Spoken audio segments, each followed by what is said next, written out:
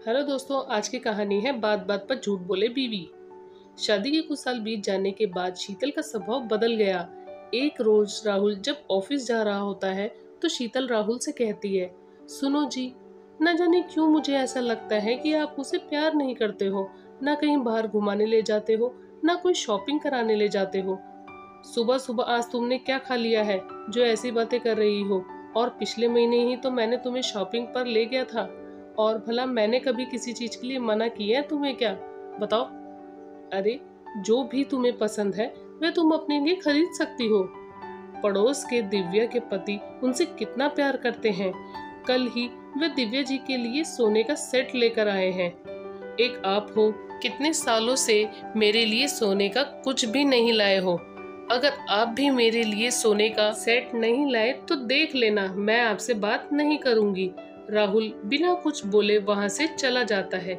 शाम के समय ऑफिस से घर आते वक्त राहुल को दिव्या जी के पति विनोद जी मिलते हैं। विनोद भाई साहब, आज सुबह सुबह आपने तो हमारे घर में लड़ाई करवा दी। अरे भाई राहुल, मैंने ऐसा क्या कर दिया जो आप ऐसे बोल रहे हो? आपने अपनी पत्नी को सोने का सेट जो दिला दिया, अब मेरी पत्नी भी जिद कर रही है कि मुझे भी सोने का सेट दिलवाओ।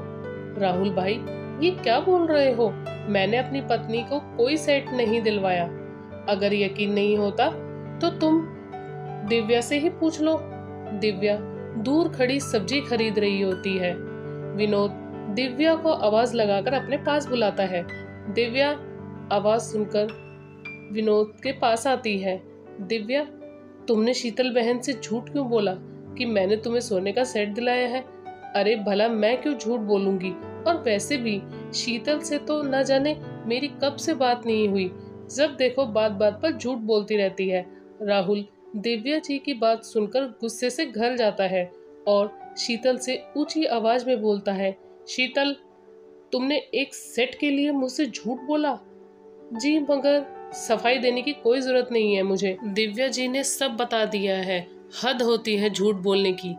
कुछ दिन बाद शीतल घर का काम करते हुए अपने आप से बोलती है, पड़ोस के शर्मा जी अपनी पत्नी ममता का कितना ख्याल रखते हैं। वे जरा बीमार क्या पड़ी, शर्मा जी उनकी सेवा में लग गए। ऐसा सोचकर शीतल राहुल को फोन करती है और बोलती है, सुनिए जी, आप जल्दी से घर आ जाइए, मेरी तबीयत बहुत खराब है, चक्कर से आ रहे हैं। शीतल की बात सुनते ही राहुल घर आ जाता है और शीतल को बेड पर लेटे देख बहुत घबरा जाता है। शीतल, तुम्हें कुछ नहीं होगा, मैं अभी तुम्हें हॉस्पिटल ले चलता हूँ। शीतल घबराते हुए बोलती है, अरे नहीं नहीं, हॉस्पिटल जाने की क्या जरूरत है, आप आ गए हो ना तो मैं ठीक हो जाऊंगी। वैसे मैंने दवाई खा ली है तो अब आराम है। राहुल शीतल की बातों से समझ जाता है कि वह झूठ बोल रही है, इसलिए वह जानबूझकर शीतल से हॉस्पिटल जाने की जिद करता है। शीतल हॉस्पिटल के नाम से डर जाती है और राहुल को सब सच बता देती है। जी, मैं बिल्कुल ठीक हूँ, मैंने तो इसलिए आपसे झूठ बोला ताकि आप। राहुल गुस्से से बोलता है, तुमने मुझसे इतना बड़ा झूठ बोला? तुम्हें पता भी है मैं ऑफिस से कैसे भागता हुआ घर आया हूँ और मुझे तुम्हारी कोई बात नहीं सुननी। मैं ऑफिस जा रहा हूँ, अब मुझे गलती से भी फोन मत करना। शीतल राहुल के पीछे भागती हुई जाती है। सुनिए तो जरा, मुझसे गलती हो गई, अब मैं ऐसा नहीं करूंगी, अब से कोई झूठ नहीं बोलूंगी, प्लीज आप ऐसे नाराज होकर मत जाइए। राहुल शीतल की एक बात नहीं सुनता और अपनी बाइक पर बैठकर वहां से चला जाता है।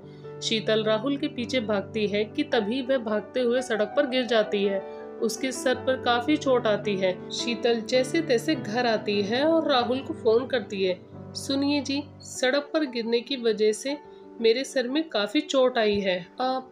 शीतल, अब तो झूठ बोलना बंद करो और अब मुझे बिल्कुल फोन मत करना। तभी शीतल के घर दिव्या आती है। शीतल, तुम्हें तो सर पर काफी चोट आई है, तुमने अपने पति को फोन तो कर दिया ना? वो नहीं आएंगे क्योंकि मैं एक झूठी पत्नी हूँ ना। दिव्या राहुल को फोन करती है और शीतल की चोट के बारे में बताती है।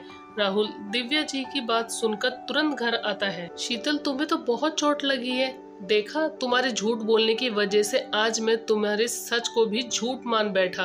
अब जल्दी से मेरे साथ हॉस्पिटल चलो। शीतल कहती है, आज मुझे झूठ बोलने की सजा मिल गई है, इसलिए मैं आपके साथ हॉस्पिटल नहीं जाऊंगी। हो सके तो मुझे माफ कर देना, मुझे अपने झूठ बोलने का बहुत पछतावा है, मुझे माफ कर दो। शीतल को अपने झूठ बोलने का पछतावा होता है, इसलिए राहुल उसे माफ कर देता है और उसे हॉस्पिटल ले जाकर उसका इलाज करवाता है।